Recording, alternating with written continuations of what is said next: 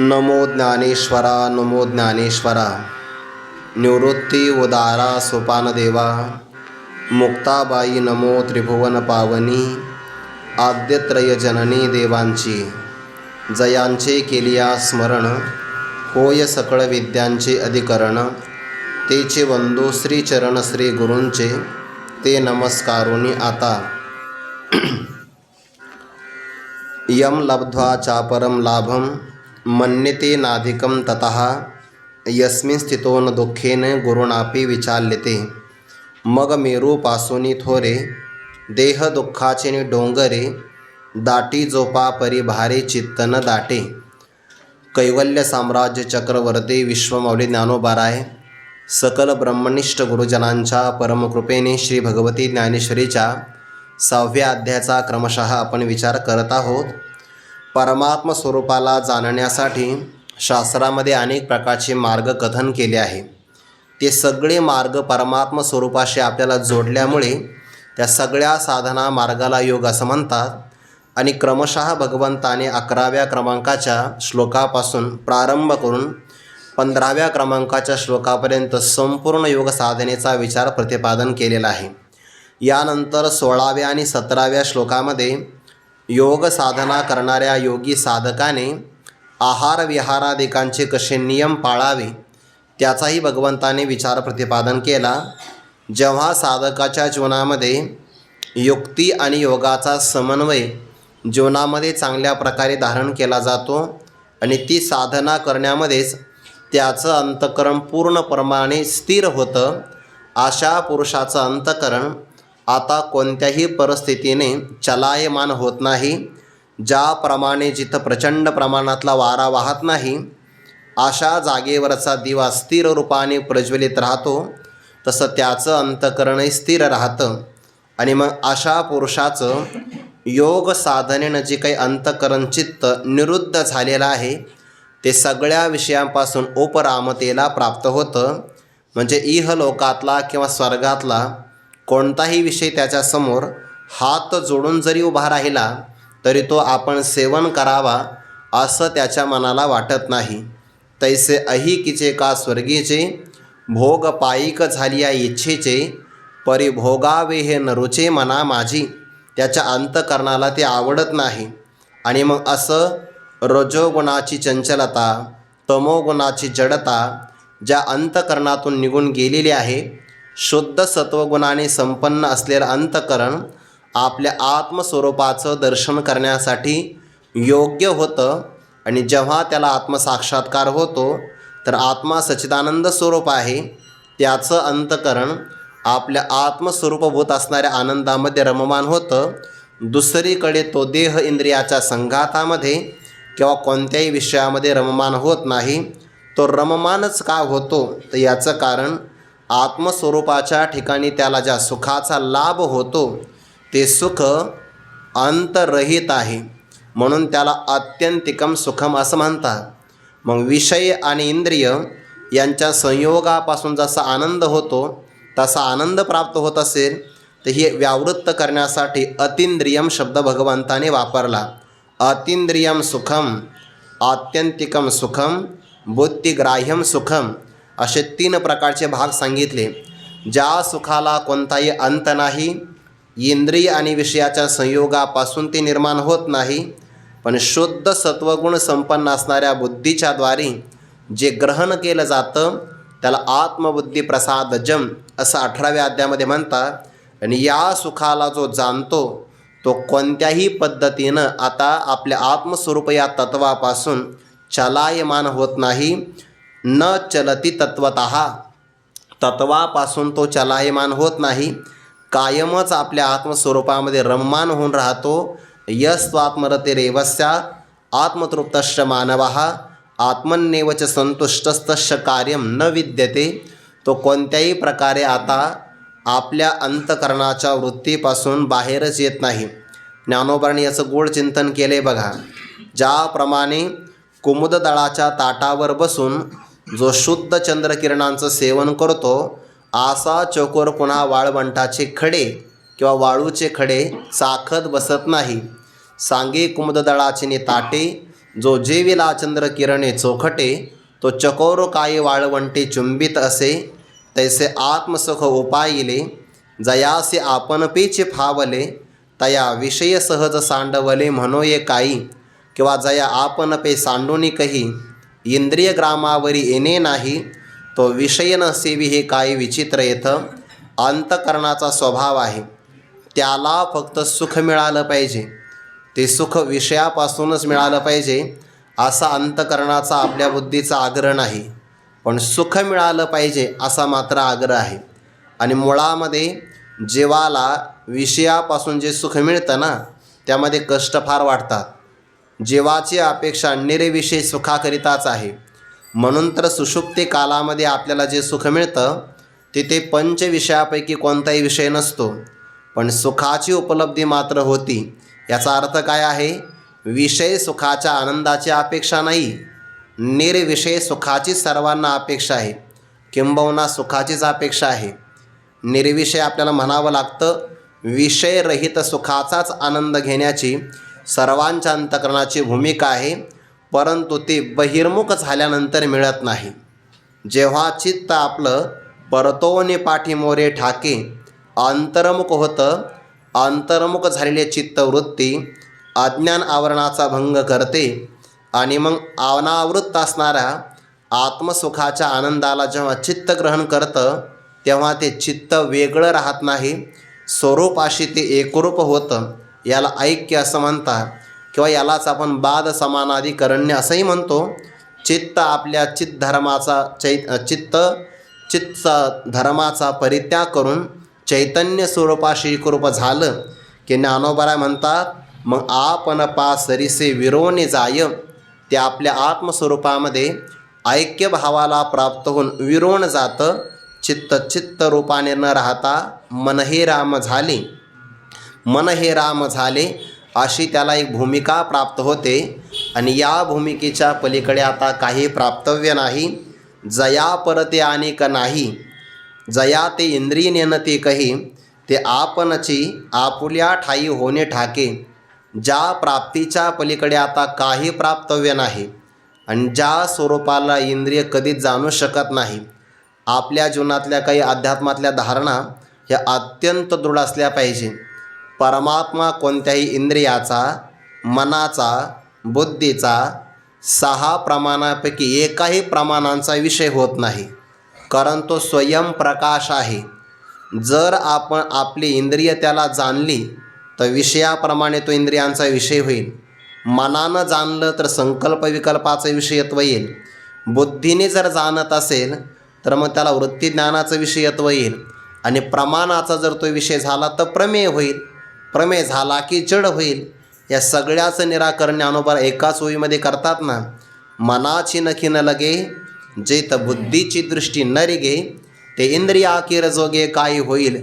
म्हणून परमात्मा हा पाहण्याचा, जाणण्याचा, अनुभवण्याचा सुद्धा विषय नाही, तो अनुभव रूप आहे. जो अनुभव रूप असतो ना, त्याचा अनुभव करता येत नाही. म्हणून स्वयमेवानुभूतित्वात पंचदशीकारांचं म्हणणं आहे. ही धारणा जर आपली दृढ असेल तर मग आपल्याला शंका येत नाही. बरेच माणसं व्यवहारात आपल्याला भेटतात, देव दाखवा. देव हा दाखवण्याचा, पाहण्याचा विषयच नाही. तो मनाच्या संकल्पाचा विषय नाही, बुद्धीच्या जाणण्याचा विषय नाही, किंवा शास्त्रातली कोणतीही प्रमाणं त्याचं प्रमेय रूपाने ज्ञान करून देऊ शकत नाही. मग साधना कशा करता करायची? आत्मस्वरूपावर आलेल्या अज्ञानाचं जे आवरण, जे प्रतिबंध, त्या प्रतिबंधाला बाजूला सारण्यासाठी सगळे साधन आहे. म्हणजे आपण जे श्रम करतो ते कशासाठी? फक्त प्रतिबंध बाजूला सारण्यासाठी. मग आत्मप्राप्ती करता काहीच करावं लागत नाही. पण हे मात्र जाणून बरं, नाहीतर मग आत्मप्राप्ती करता काहीच करावं लागत नाही, कशाला पाठाला जायचं? असाही पुन्हा आपल्या मनामध्ये समज होऊ शकतो. तर हे कळून घेण्यासाठीच पाठाला जायचं. हे कळून घेण्यासाठी कोणत्याही प्रमाणाचा तो विषय नाही, इंद्रियाचा, मनाचा, बुद्धीचा विषय नाही. स्वयंप्रकाश आहे, ज्ञानस्वरूप आहे.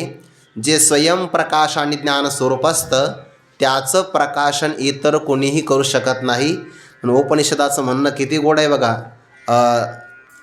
तमेव भान्तमनुभाति सर्वं तस्य भासा सर्वमिदं विभाति न तत्र सूर्यो भाति न चंद्रतारकं नेमा विद्युतो भान्ति कुतोऽयमग्नि तमेव भान्तमनुभाति सर्वं तस्य भासा सर्वमिदं विभाति यदादित्यगतं तेजो जगद्भासयते किलं यच्चन्द्रमसि यच्चाग्नो तत्तेजो विद्यमामकं न तद्भासयते सूर्यो न शशांको न पावकः यद्गत्वा न निवर्तन्ते तद्धाम परमं मम.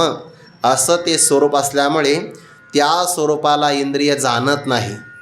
पण शुद्ध सत्वगुण संपन्न असणारं चित्त अंतर्मुख झाल्यानंतर त्या स्वरूपाशी एकरूप होऊन राहतं. ते आपणची आपुल्या ठाई होणे ठाके.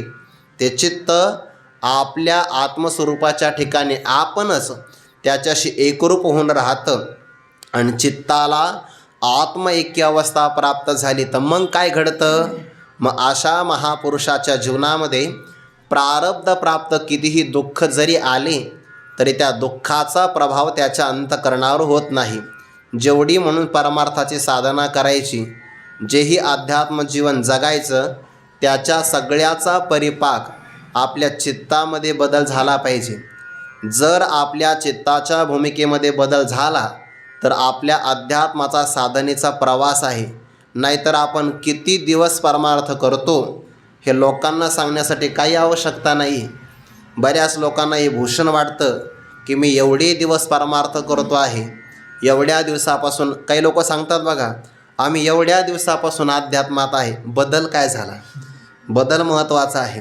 चित्तामध्ये जर बदल झाला तर तो सांगावा लागत नाही आणि सांगूही नाही. आपण केलेली साधना प्रगट केली की त्याचं पुण्यक्षीण होत असतं. ज्ञानोबा म्हणतात, नाना कृषी वळू आपुले पांघुरवी पेरिले तैसे झाके निपजले दान पुण्य. काही माणसं थोडी साधना करतात, थोडीच, पण त्यांच्याकडे नम्रता फार असते. ते म्हणतात, आमच्या आयुष्याचा फार मोठा कालावधी व्यवहारात गेला, आमचा अध्यात्मामध्ये उशिरा प्रवेश झाला, पण प्रामाणिक प्रवास करतात. त्यामुळे जे माणसं जास्त दिवस अध्यात्मात राहतात आणि अहंकारी राहतात त्यांच्यापेक्षा थोड्या दिवसामध्ये अध्यात्मात आलेले आणि शुद्ध परमार्थ करणारे माणसंसुद्धा जास्त समाधानी दिसतात. म्हणून ते पोतभर लाया खाण्यापेक्षा 4च बदाम खाल्लेले बरे. हे जसं व्यवहारातलं उदाहरण आहे तसं चित्तवृत्तीमध्ये किती बदल होतो. आणि झालेला बदल आहे ना, हा दाखवावा लागत नाही, प्रसंग आल्यानंतरच कळतं की आपल्यात किती बदल झालेला आहे. जोपर्यंत मनुष्य अनुकूल असतो की नाही, अनुकूलतेमध्ये लोक आपल्या गळ्यामध्ये हार टाकतात, सन्मान सत्कार करतात, पूजन करतात आणि आपल्याला असं वाटतं हाच परमार्थाचा आनंद, हे परमार्थाचं फळ आहे. परंतु जेव्हा जीवनामध्ये प्रतिकूलता येईल, दुःखाचे आघात होतील, लोक आपल्या तोंडावर निंदा करतील, तिरस्कार अपमान करतील आणि त्याही प्रसंगामध्ये जर आपण म्हणत असो बरे झाले देवा, तर मग आपल्या चित्तवृत्तीमध्ये बदल झालेला आहे. प्रसंगाला सामोरं कसं जातो, म्हणून ते अध्यात्मामध्ये ना आपली दृष्टी बदलते. अध्यात्मामध्ये आल्यानंतर प्रारब्ध नाही बदलत, प्रारब्धाच्या परिस्थितीकडे पाहण्याची दृष्टी बदलते. ते म्हणतात ना, नजर नाही नजरिया बदलना चाहिए. पाहण्याची दृष्टी बदलली पाहिजे. काय ज्ञानोबाऱ्यांची ओवी आहे, यम लब्ध्वा चापरम लाभम मन्यते नादिकं ततः यस्मिन् स्थितो न दुःखेन गुरुणापि विचाल्यते. आपलं अंतकरण अंतर्मुख झालं, शुद्ध निर्विकार एकाग्र असेल तर यापेक्षा परमार्थामध्ये दुसरा मोठा लाभ नाही. बरं, अंतकरणात कोणताच विकार नाही, ते अंतर्मुख आहे आणि स्वरूपभूत असणाऱ्या आपल्या आतमधल्या असणाऱ्या आनंदाला ते ग्रहण करत असेल तर हाच मोठा लाभ आहे. यापेक्षा अधिक किंवा दुसरा कोणताही लाभ तो मानत नाही. ज्याचं अंतकरण आपण विचार करतो जितकं शुद्ध असेल ना, तितकी ती व्यक्ती सुखी आणि समाधानी असते. त्याला समाधानासाठी बाहेरच्या विषय भोगावर अवलंबून राहण्याची आता गरज नाही. आणि अशा जीवनामध्ये जर किती उपद्रव आले, शस्त्रादिकांचा जरी त्याच्यावर घाव झाला, तर गुरुणा दुःखेन अपि न विचाल्यते. ज्यामध्ये स्थिर झालेला पुरुष दुःखाचे मोठे जरी प्रसंग आले तरी तो चलायमान होत नाही. आपल्या जीवनामध्ये येणारे प्रतिकूलता, दुःखाचे हे प्रसंग ही आपल्या परमार्थाची परीक्षा असते आणि त्या परीक्षेमध्ये जो उत्तीर्ण होतो समजून घ्यावं त्याची तयारी आहे. जो हुशार विद्यार्थी असतो ना तो परीक्षेला घाबरत नाही, अजिबात नाही घाबरत. परीक्षेला तर घाबरत नाही यात नवल नाही, परीक्षेमध्ये येणाऱ्या कठीण प्रश्नाला अजिबात नाही घाबरत. उलट कठीण प्रश्न जर आले ना तर ते सोडवण्याकरता आनंद वाटतात. ते गणितामध्ये काही कठीण गणितं येतात, ज्याचा अभ्यास झाला की नाही. गणित हा विषय बुद्धिमत्तेचा आहे बरं.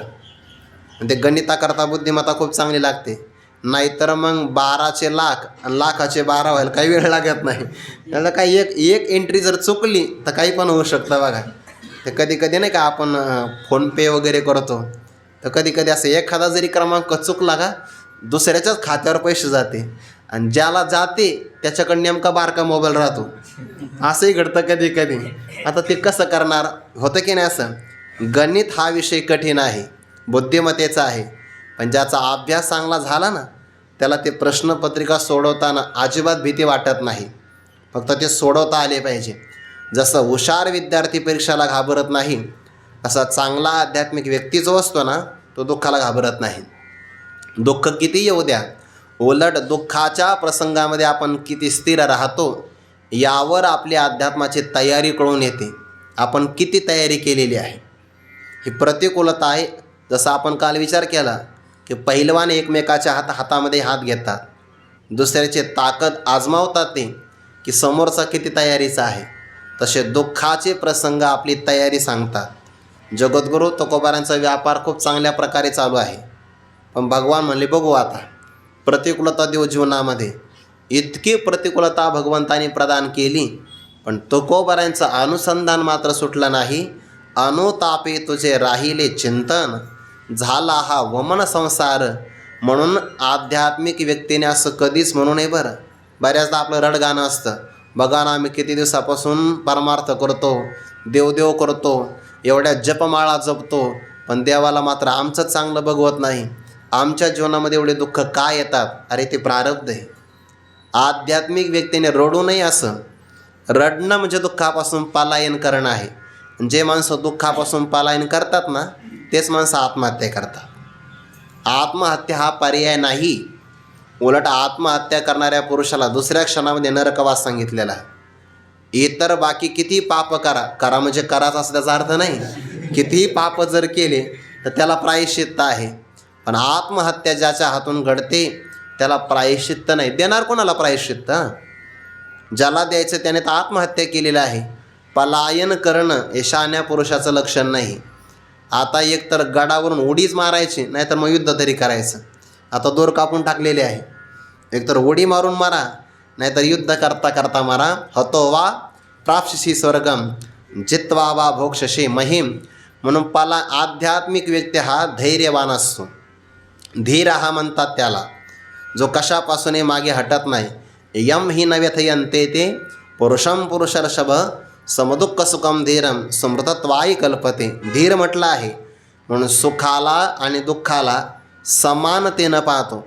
ज्ञानेश्वरीमध्ये आणि भगवद्गीतेमध्ये हे सगळीकडे शब्द असे आले बघा. समदुःख सुख स्वस्ताः घरा येवोपा स्वर्ग कावरी पडो वाघ अरे आत्मबुद्धीसी भंग कदा नोहे. आपल्या घरावर व्याघ्र आला काय आणि स्वर्गातलं ऐश्वर चालून आलं काय तरी आत्मबुद्धीचा भंग कधीसुद्धा होत नाही. समदुःख सुख स्वस्ताः सुखदुःखे समे कृत्वा तुल्य निंदा सुतिर मौनी. जिथं जिथं द्वंद्व आले की नाही तिथं तुल्यता समता अशीच भगवंतांनी प्रदान केलेली आहे, प्रगट केली आहे. म्हणजे सुख ज्या अपेक्षेनं पाहतो त्याच नजरेनं दुःखसुद्धा पाहायचं. आपली स्तुती केली की जेवढा आपल्याला हर्ष होतो, निंदा करतानाही तेवढाच झाला पाहिजे. एक व्यवहारातलं उदाहरण, निंदा चांगली का स्तुती? व्यवहारातली कोणती पण व्यक्ती काय म्हणे, स्तुती झाली पाहिजे ना, लोकांनी आपला उदो उदो केला पाहिजे, जय जयकार केला पाहिजे. मग यातलं उत्तर अध्यात्माचं असं आहे, स्तुती झाली की आपल्या पुण्याचा नाश आहे. कारण स्तुती एखाद्याने केली की पुण्याचा क्षय आहे, आणि निंदा लोकांनी केली विनाकारण बरं. नाहीतर आपण वाईट वागतो लोक निंदा करतात, लोकांना काय असं नाही आहे. चांगलं वागूनही जर आपले लोक निंदा करत असेल तर आपल्या पापाचा क्षय आहे. ब्रह्मा ऐसे निस्तवजो का नीच म्हणून निंदिजो परी नेने जळो विजो राखोंडी जैसे वा तैसे निंदा आणि स्तुती नये कोणीही व्यक्ती नाही अंधारे का वाती सूर्या घरी. ज्याप्रमाणे हा ब्रह्मदेव आहे, तुम्ही तर चतुरान नाही, स्तुती केली काही अडचण नाही, नीच तुझ्यासारखा पाहिलाच नाही अशी निंदा केली काही नाही. बघा जशी राख जळतही नाही आणि विजतही नाही तसा कोणत्याही निंदास्तुतीचा प्रकार होत नाही. असा जर असेल, सूर्याच्या घरी वात लावा लागते का? दिवा लावण्याची गरज नाही, लावला तरी फरक नाही, नाही लावला तरी फरक नाही. तसं आध्यात्मिक पुरुषाचं जीवन कायम स्थिर असलं पाहिजे. बघा सम असलं पाहिजे. निंदा आणि स्तुतीचा अंतकरणावर परिणाम न होणं हे आध्यात्मिक जीवनाचं भूषण आहे, हा अलंकार आहे. आणि या अलंकाराने तो अलंकृत असावा. बाकीच्या पदव्या काही कामाच्या नाही. हे पदव्या म्हणजे दिलेल्या आहे फक्त. आणि पदव्या तर काय, आजकाल पदव्या घेण्यासाठी कोणत्या विद्यापीठात जाण्याची गरज नाही. नवीन गावात गेलं की नवीनच पदवी लागते. आणि पदव्या देणारे माणसं कुठून शोधून आणतात काय माहिती. बहुतेक त्यांच्या बुद्धीतूनच त्या निघतात. काही पण ज्या पदव्याचा उच्चार आहे त्या पदव्या अशा जड असतात, जड, पण कोणालाही दिल्या जातात त्या. काय फरक आहे त्याने?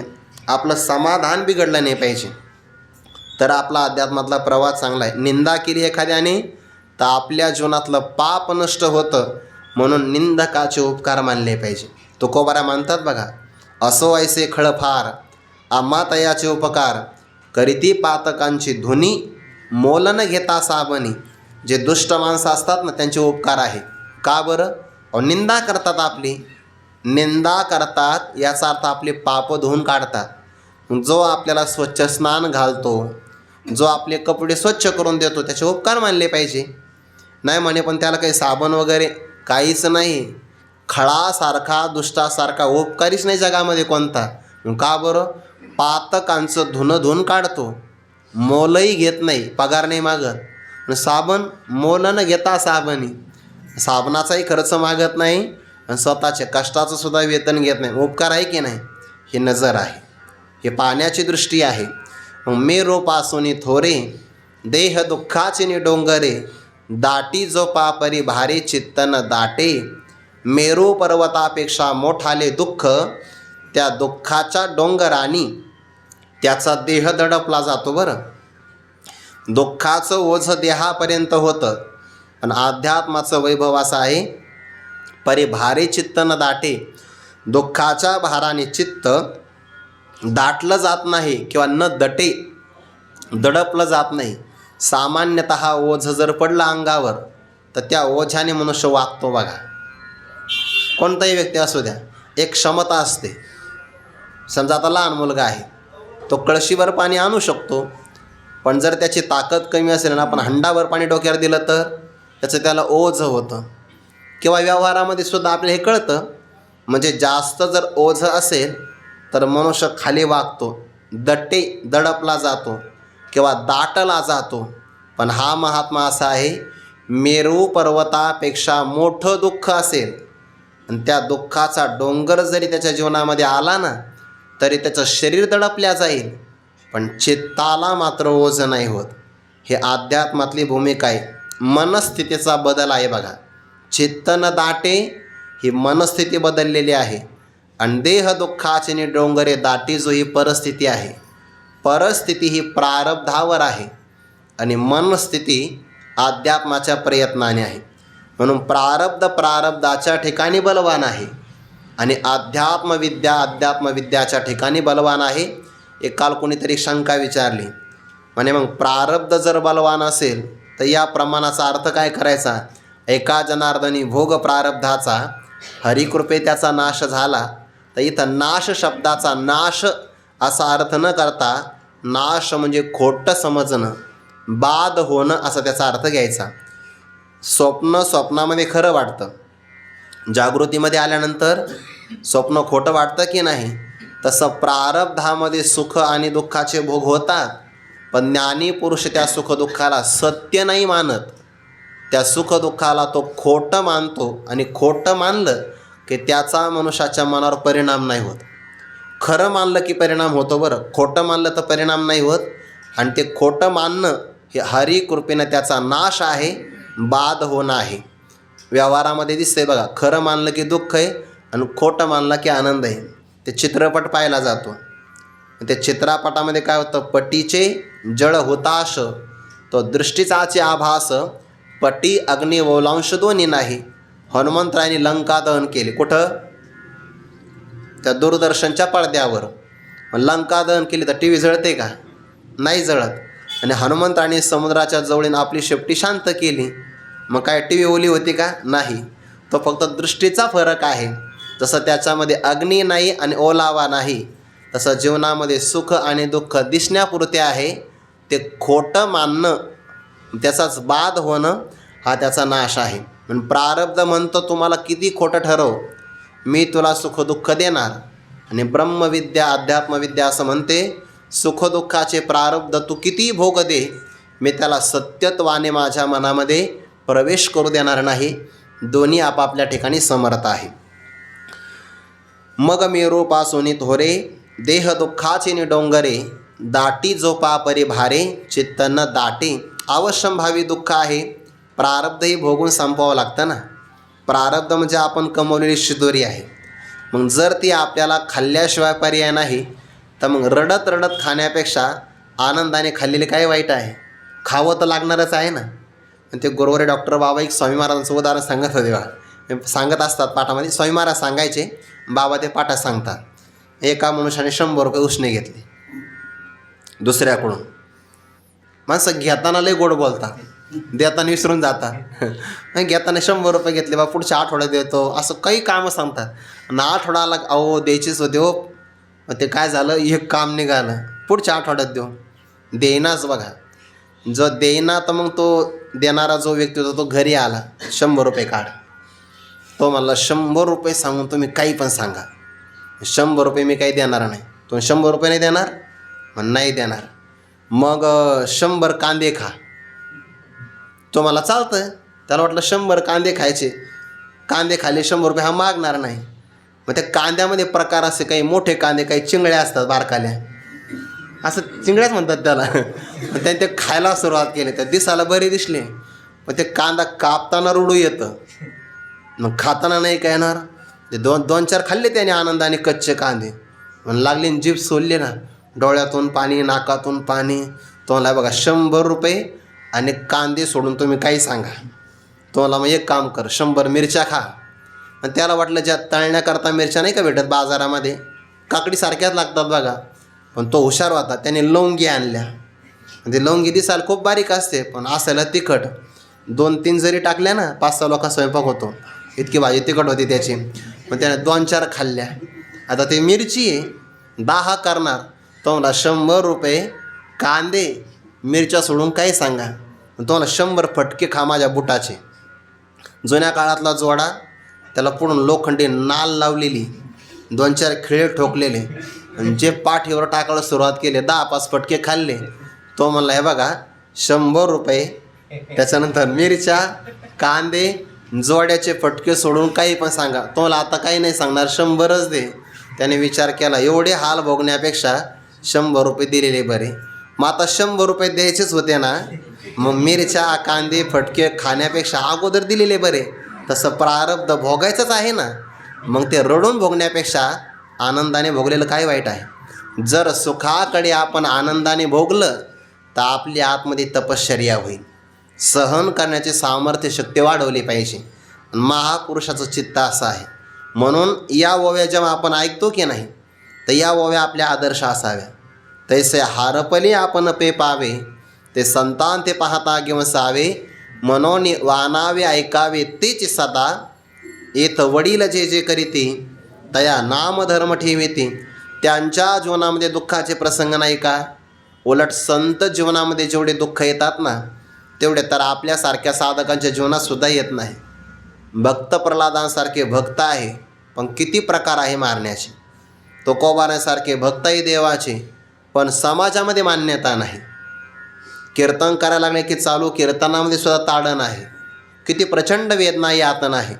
ज्ञानोबारासारखे निर्विकार महात्म्य आहे, पण जिथं लोकांनी भिक्षासुद्धा मागून ग्रहण करू दिले नाही, इतके प्रचंड दुःखाचे प्रसंग असताना पण त्यांच्यासारखा आनंद जगात कोणाकडं नाही. आनंदाच्या कोटी साठवल्या आम्हा पोटी. म्हणून आध्यात्मिक जीवनामध्ये एकीकडे दुःख पण आहे आणि दुसरीकडे दुःखाला सामोरं जाण्याकरता लागणारं असीम सामर्थ्यसुद्धा आहे. आणि ते ज्याला समर्थ आहे, चित्त न दाटे, मनावर परिणाम नाही होत. नाहीतर दुःखाचा परिणाम ज्याच्या मनावर झाला असे माणसं वेडे होतात बघा. काही काही दुःखाचे आघात असतात ना, सहन नाही होत. काही काहीला तर आनंदही सहन नाही होत. दुःख तर सोडून त्या आनंदाचा सुद्धा अतिरेक नाही सहन होत. ते विनोदाने उदाहरण सांगतात, एका व्यक्तीला लॉटरी लागली 1 कोटीची. पण त्या मुलाच्या लक्षात आलं की आपण जर आपल्या वडिलांना सांगितलं तर यांना हर्षातिरेक होईल, म्हणजे आनंदाचा अतिरेक होईल आणि हे जातील. मग काय करावं? मग त्याने आपण आपल्या मित्राला सांगू. मित्र हळूहळू सांगून जाईल त्यांना. मग त्या मित्राने सांगितलं, हे बघ म्हणे मित्रा, कल्पना कर, जर तुला 10 लाख रुपये मिळाले तर तू काय करशील? तो मला काही कष्ट न करता जर मिळाले तर मी तुला 5 लाख देईल, मला 5 लाख ठेवील. असं त्या मुलाने मित्राला सांगितलं होतं, वडिलांच्या मित्राला, की तुम्ही परस्पर सांगा. आता ते वडील म्हणाले काय हरकत नाही, कष्ट न करता 10 लाख मिळाले तर तुला 5 मला 5. बरं, तो म्हणलं वा. पहिला प्रयोग तो यशस्वी झाला. नंतर त्याने रक्कम वाढवली. पण कल्पना करा, तुला 50 लाख मिळाले, काय करशील? तो म्हणलं 50, 25 तुला देईल आणि 25 मला ठेवील. तो म्हणलं वा. आता तिसरी पायरी चढायला काय हरकत नाही. मित्र म्हणाला एक काम, तुला जर कोटी रुपयाची लॉटरी लागली तर? तो मला अरे कष्ट न करता लॉटरी लागली ना तर 50 तुला देईल आणि 50 मला ठेवील. जो सांगत होता का त्याला एवढा आनंद झाला, आनंदातच गेला. असंही कधी कधी घडू शकतं. दुःखाचा सुद्धा आघात होतो, आनंदाचाही आघात होतो. परी भारे चित्त न दाटे. पुढे उदाहरण देतात, आता परिस्थिती कशी येऊ द्या, सदैव आनंदाचीच परिस्थिती येईल जीवनामध्ये असं काही नाही सांगता येत. आणि बऱ्याचदा आहे ना, अध्यात्मामध्ये येणारी व्यक्ती या लाल सेनेतेवर अध्यात्मामध्ये, त्याला प्रपंचामध्ये, व्यवहारात, संसारामध्ये कधी सुख मिळालेलं नसतं. मग असे माणसं सुखाची अपेक्षा घेऊन परमार्थामध्ये येतात आणि मग थोडे दिवस करतात बरं का, सगळं करतात, पण प्रारब्ध संपलेलं नसतं. ते प्रारब्ध त्याला दुःख देण्याकरता समोर उभं ठाकतंच. आणि मग त्याला असं वाटतं जसं प्रपंचात सुख नाही तसं इकडेही काही राम नाही, असं कधी कधी वाटतं. आणि मग असं माणूस म्हणतात, काही नाही हो, इकडं आम्ही बरेच दिवस करून पाहिलं, काही नाही, देव नाही, धर्म नाही, काही नाही. हो का सांगता तुम्ही? अरे थोडे दिवस थांबावं लागतं इथे. नाही चालत तातडी, अनुभवे गोडी येईल कळो. घाई नाही चालत, काही दिवस थांबावं लागतं. साधा तांदळाचा भात होण्यासाठी सुद्धा प्रतीक्षा करावी लागते. ते शिजू द्यावं लागतं. शिजेपर्यंत मनुष्याला दम असतो, निवेपर्यंत नसतो.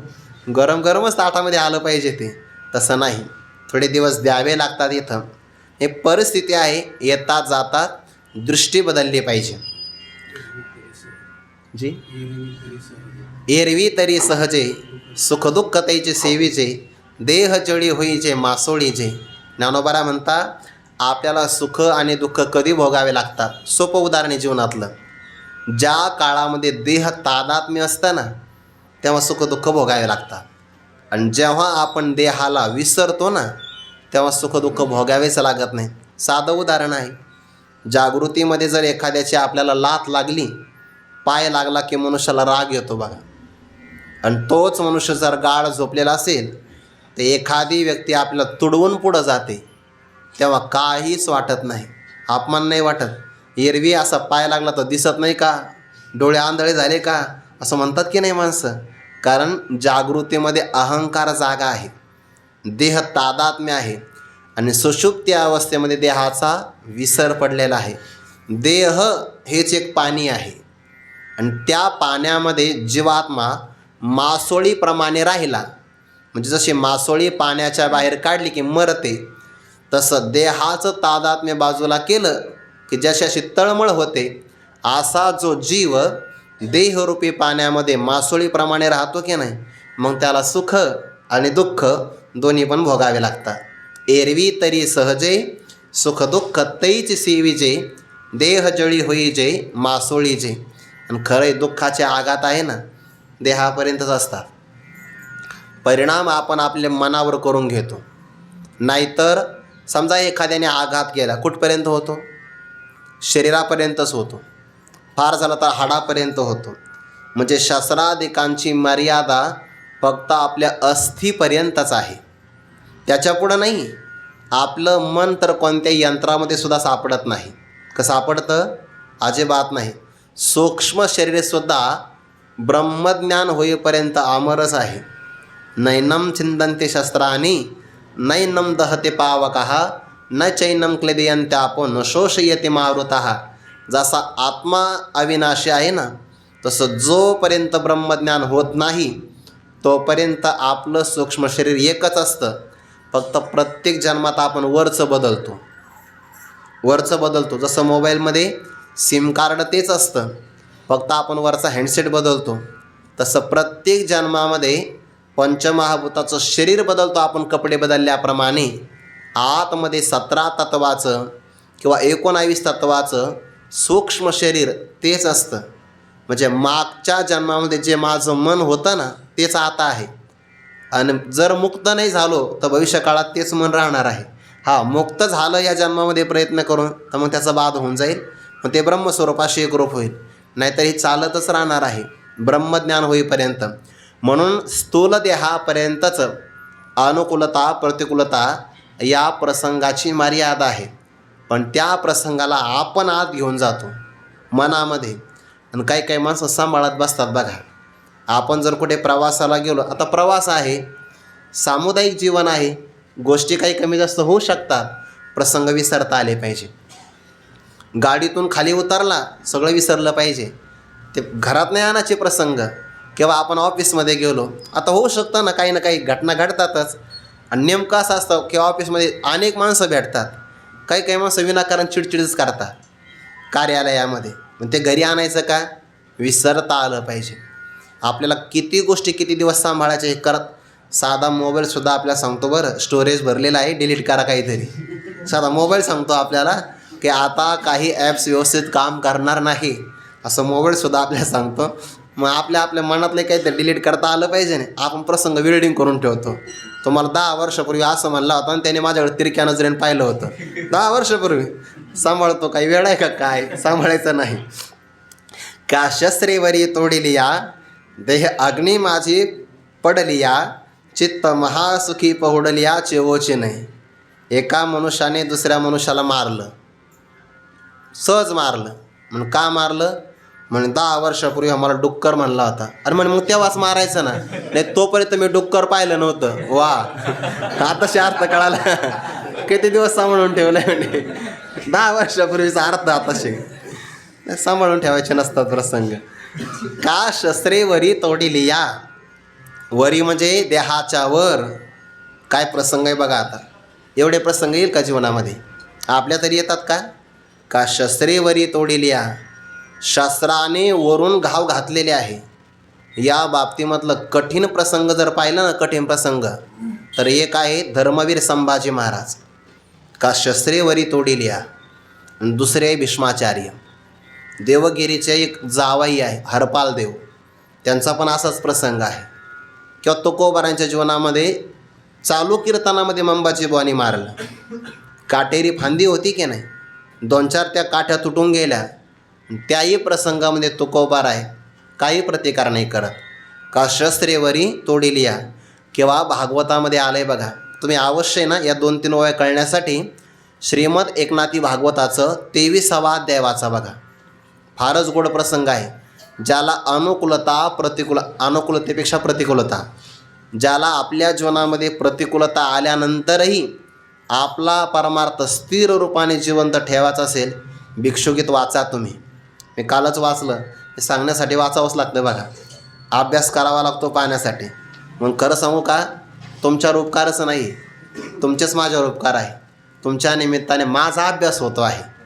जेव्हा एखाद्याला आपण शिकवितो ना, तेव्हा खऱ्या अर्थाने आपण शिकत असतो. असो तुमचाच उपकार आहे. का ते कदर्यू ब्राह्मणाचं आख्यान आलेलं आहे. चुंगुष, खूपच चुंगुष, कंजूष ब्राह्मण एकदम. सगळा विस्तार नाही सांगत आता.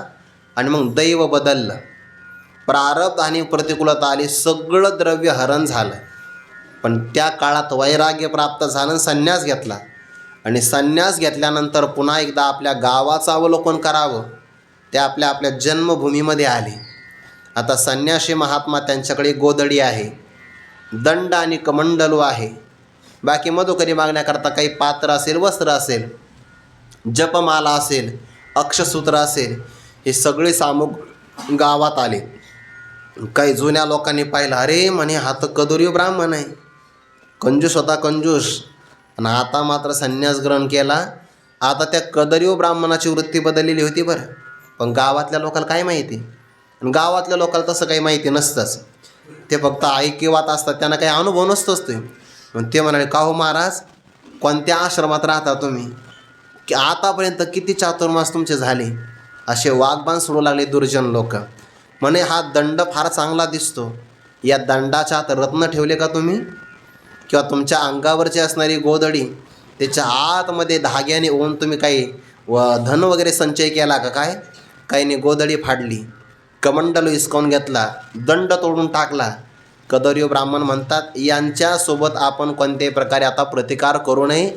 भिक्षा मागण्याकरता गेले, गावातल्या लोकांनी सोडलं नाही. काही म्हणायचे, अरे तो वृद्ध संन्यासी आहे, त्याचं ग्रहण करू नका, द्यायला जायचे आणि पुन्हा माघारी घ्यायचे. छळ प्रचंड प्रमाणामध्ये केला. भिक्षा मागितली आणि शास्त्रानुसार भिक्षेचा वाटा केला. जलामध्ये काही अर्पण, काही गाईला अर्पण केला, देवाच्या निमित्ताने काही भाग बाजूला ठेवला. मधुकरी खाण्याकरता प्रारंभ करतात. आपण वर्णनसुद्धा करू शकत नाही, इतका दुर्जनांनी त्रास दिला, इतका म्हणजे अगदी किळसवाणी प्रकार केले. पण तरीसुद्धा कदरीव ब्राह्मणाने त्यांचा काही प्रतिकार केला नाही. मग आता हा प्रतिकारच करत नाही, तर त्यांनी त्या कदरीव ब्राह्मणाला साखळ दंडाने बांधलं, दोराने बांधलं आणि गावातून त्यांना ओढत ओढत चाललं. आता एकट्या व्यक्तीला ओढलं तर काही वाटत नाही, दुसऱ्याच्या गावात असेल तरी काही वाटत नाही. पण आपलेच नातेवाईक ज्या गावात आपण राहिलो आणि त्याच नातेवाईकांच्या ते कधी एवढा अपमान होत असेल, तेव्हासुद्धा कदरीव ब्राह्मण काही प्रतिकार करत नाही, काहीच नाही. काही लोक तोंडावर थुंकतात, विचित्र विचित्र प्रकार करतात. सगळं झाल्यानंतरसुद्धा कदरीव ब्राह्मण म्हणतात, खरं सांगू का, हा प्रारब्धाचा भोग आहे आणि हा भोग आपला फक्त देह भोगणार आहे, याचा परिणाम माझ्यावर होणार नाही.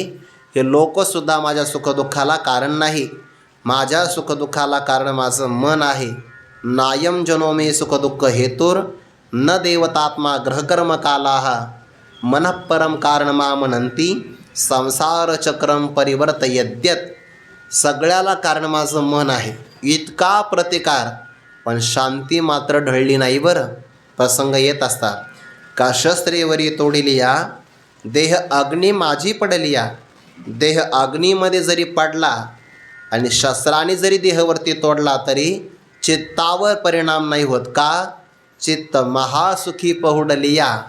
चित्त महासुखाच्या शय्येवर पहुडलेला आहे, झोपलेला आहे, म्हणून त्या चित्ताला जागच येत नाही. उन्मनी अवस्था आहे बघा. चित्त महासुखामध्ये रममान झालं. महासुखाला म्हणतात ब्रह्मसुख. आणि त्या ब्रह्मसुखामध्ये तुका म्हणे मग नये वृत्तीवरी सुखाचे शेजारी पहुड येईन. ज्या सुखाला देश काल वस्तू परिच्छेद लागत नाही. यो वै भूमा तत्सुखम नाल्पे सुखम असते. भूमा ज्याला उपनिषदामध्ये म्हणतात त्याला चित्त महासुख किंवा ब्रह्म असं म्हणतात. आणि या महासुखामध्ये चित्त एकदा पहुडलं, निजलं की ते पुन्हा जागच होत नाही. देह अग्नीमध्ये जरी पडला तरी फरक पडत नाही. ज्यांच्यामुळे आपल्या भारत देशाला भारत असं नाव मिळालं असे भरत राजे आणि त्यांचे पिताश्री वृषभदेवांची कथा अशी सांगतात की ते कायम पदार्थाभाविनी अवस्थेमध्ये राहायचे. चित्ताच्या भूमिका आहे बरं. शुभेच्छा, सुविचारणा, तनुमानसा, सत्वापत्ती, असंशक्ती, पदार्थाभाविनी आणि तुर्यगा, ज्यामध्ये जगरूपाने कळत नाही. तर ते वृषभदेव या स्थितीमध्ये राहायचे. जिकडे वारा वाहील तिकडं ते जायचे. एखाद्या काटेरी फांदीला आपल्या डोक्यावरचे केस अडकले तर महिनोन महिने तिथंच थांबायचे. वाऱ्याने जर आपली दिशा बदलली, देह फिरला की त्या दिशेला ते चालू लागायचे. त्यांची अशी अवस्था प्राप्त झाली होती म्हणता की त्यांच्या शरीरातला देहधर्म जरी झाला तरी त्याचा सुगंध यायचा. आणि कितीतरी मैलोपर्यंत काय शरीर पवित्र झालं असेल ते. एकदा जंगलाला अग्नी लागला तर त्या वणव्यामध्ये त्यांचं शरीर जळालं. देह अग्निमाझी पडेलिया परंतु चित्त महासुखी पौडलिया चेवोचे नाही. पण देहाची राख झालीसुद्धा त्यांना आठवली नाही. काय भूमिका असेल. किंवा आपण कायमचं उदाहरण जनकादिकांचं उदाहरण पाहतो. याज्ञवल्क्य ऋषी पाठ सांगायचे, बाकीचे विद्यार्थी लवकर यायचे. पण पाहता राज्यकारभार ज्यांच्या शिरावर राज्यकारभार जर असेल तर व्याप फार मोठा. जनकांना पाठाला यायला थोडासा उशीर व्हायचा, जास्त नाही पण थोडासा. मग बाकीचे विद्यार्थी कुजबूज करायचे, का हो आपण लवकर आलो तर आपले गुरुजी पाठ सांगत नाही, जनक राजा आल्याशिवाय पाठ सुरू करत नाही. थोडे दिवस काही वाटत नाही पण दररोज व्हायला लागलं की मग तक्रार होते. दुसरा म्हणला, अरे तुला कळतं का म्हणे, आपण काय देतो आपल्या गुरुजीला, उलट गुरुजी तर आपले कपडे देतात, आपण काय देतो म्हणे. ते राजे न राजे जनक राजे, गुरुजीच्या आश्रमाचा सगळा खर्च ते करतात, अन्नदान त्यांच्याकडं, लाईट बिल तेच भरतात, एवढा मोठा खर्च ते करतात म्हणे गुरुजींचा. म्हणून तर गुरुजी ते आल्याशिवाय पाठ सुरू करत नाही. तुला कळतं का. हो म्हणे तेच खरे राव. बऱ्याचदा असंच घडतं बरं का. कीर्तनकार नाही का, श्रीमंत माणसाला या पुढं असं म्हणतात, तसंच प्रकार. असं शिष्य म्हणू लागले असं विद्यार्थी भयानक असतात बाबा, काय म्हणतील काय सांगता येत नाही. म्हणे आश्रमाचा सगळा खर्च राजा चालवतो आणि मग राजा आल्याशिवाय पाठ कसा सुरू करायचा. ते याज्ञवल्क्य होते, त्यांना ते मानस मनोगत कळालं. आता विद्यार्थ्यांची बुद्धी कमी असते, त्यांना काय दोष द्यायचा, त्यांची प्रगल्भताच नाही तेवढी. जेवढी ज्याची बुद्धी तेवढी त्याचे विचार असतात. त्यामुळे फार काही महत्त्व द्यायचं नसतं कोणाला. नाही तो मला हा असं म्हणाला, अरे त्याची बुद्धी तेवढी म्हणू दे, आपण काही म्हणू नये, नाही तर आपली बुद्धी तेवढीच होऊन जाते, म्हणायचं नसतं काय. ते याज्ञवल्क्यांनी मायावी अग्नी प्रगट केला. लागला न वनवा. गुप्तहेर सांगायला आला बातमी, महाराज काय झालं, जंगलाला अग्नी लागला. विद्यार्थी म्हणे जंगलाला, कोणत्या जंगलाला. राजधानीच्या शेजारी. एक विद्यार्थी मला, अरे बापरे, आपली तर झोपडी तिथंच आहे. आणि झोपडीमध्ये कपडे वाळू घातले, मागच्या सप्त्यामध्ये दक्षिणा मिळालेली तिथंच ठेवलेली आहे. आणि जर अग्नी लागला तर मग काही विद्यार्थी मागच्या मागं असे निघून गेले. अग्नी जंगलातून राजधानीपर्यंत आला. राजधानीतून राजवाड्यामध्ये जिथं जनकजी बसलेले आहे त्या सिंहासनापर्यंत अग्नी लागला. आणि मग याज्ञवल्क्यांनी विचारलं, पाठ चालू ठेवायचा का बंद करायचा. त्याने, गुरुजी अख्खी मिथिला नगरी जरी जळाली तरी माझं काही जळत नाही. मिथिलायाम प्रदीप्तायाम न मे दहते किंचन, देह अग्निमाझी पडिलिया चित्त मात्र महासुखी पौडल्या. मागच्या पण ओवीमध्ये देह आणि चित्त दोन्ही आले बघा. देह दुःखाचे नि डोंगरे, चित्त न दाटे. आणि याही ओवीमध्ये देह अग्नी माझी पडेलिया पण चित्त मात्र महासुखामध्ये निजलेलं आहे, म्हणून त्याला अजिबात जाग येत नाही. चित्त अशी एकदा तरी अशी अवस्था प्राप्त व्हावी की आपल्या चित्ताला सुख दुःख मान अपमान निंदा स्तुती लाभ हानी जय पराजय काहीच वाटू नये. म्हणून तो तुकोबरा अशी अपेक्षा करतात ना, कोण पुण्य यांचा होईन सेवक, जेही द्वंद्वाधिक दुराविले, ऐसी वर्मे मज दावी नारायणा, अंतरीच्या खुना प्रगटोनी.